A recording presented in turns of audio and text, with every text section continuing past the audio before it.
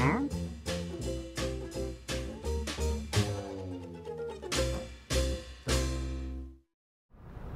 place like Trinity attracts lots of stories over the years, and most of them are made up by students. From time to time they tell one another, and the story rambles on and really is based on no reality whatsoever. But there are a few stories which are grounded in truth, and one of the more interesting ones is that of the murder of Edward Ford, which took place here in Rubrics, the building behind me, in March 1734.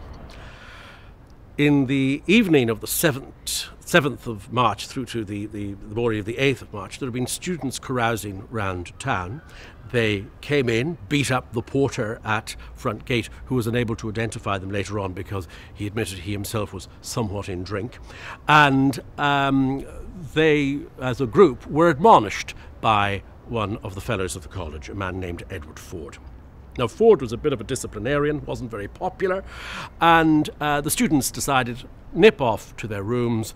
They plotted and planned, came back, threw stones at Ford's windows here to annoy him, smashing the windows.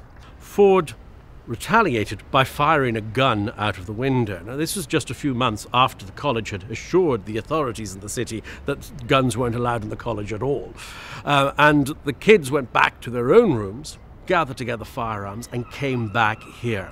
And a gun battle took place in which Ford rather foolishly stepped out to the window to admonish the students further and was shot in the chest by one of the students.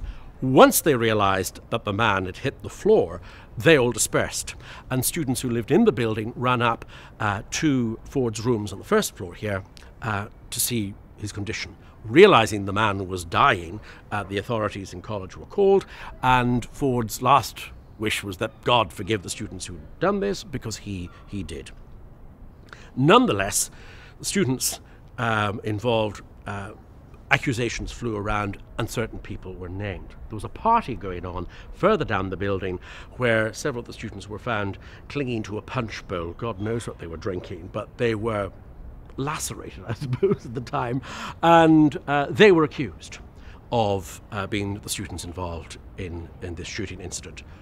Everyone's expelled from college, court case happens.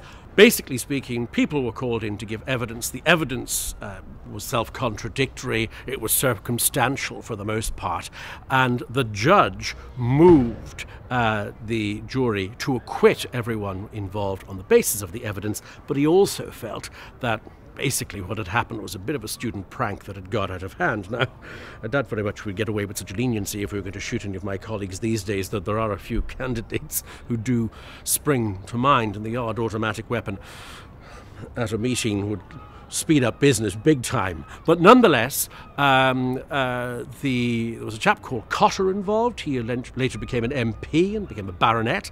A chap called Crosby, he was made a viscount and eventually an earl. But there was one individual who spent a great deal of time trying to get false affidavits out of other students in the college to support those who were in court, a man named Barrington. He seems to have been a bit of a sleazebag, and the fact that he was trying to get false witness in a court of law did not stop his career. He eventually married a very wealthy heiress and became the dean of Armagh Cathedral. So whatever about bearing false witness being against the Ten Commandments, I suppose if you can get 9 out of 10, it's good enough for a career in the church.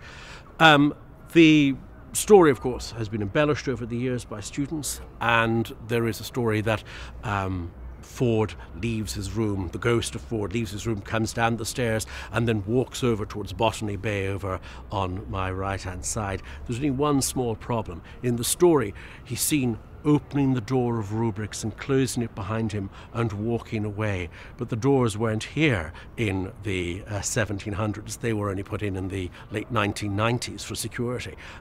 So the story has obviously just been embellished after the fact, and people are using what they think to be the historic element of the building, but they're getting it wrong.